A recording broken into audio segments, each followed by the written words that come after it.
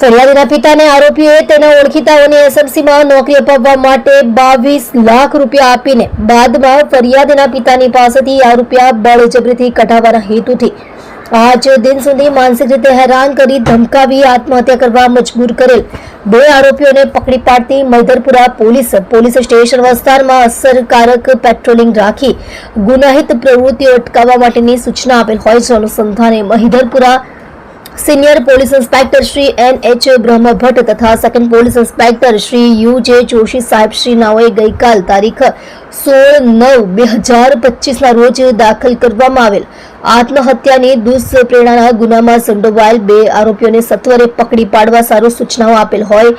જે બાબતે surveillance police sub inspector Shri HR Chaudhary નાઓની રાહબરી અને નેતૃત્વ હેઠળ સર્વેલન્સ સ્ટાફના ASI તેજસકુમાર ભીખાભાઈ અને ASI પૃથ્વીરાજ સિંહ દાજીરાજસિંહ નાઓને ટેકનિકલ એનાલિસિસ તેમજ હ્યુમન સોર્સિસના માધ્યમથી ગુનામાં સંડોવાયેલ 2 આરોપીઓ પરિમલ ઉર્ફે જાડિયો જશવંતભાઈ જરીવાલા અને અશોક ઉર્ફે અશોક ડોકુ ચંપકલાલ રાણા નાઓને પકડી પાડી તેઓની વિરુદ્ધ ગુનાના કામે કાયદેસરની કાર્યવાહી હાથ ધરી પ્રશંસનીય કામગીરી કરેલ છે.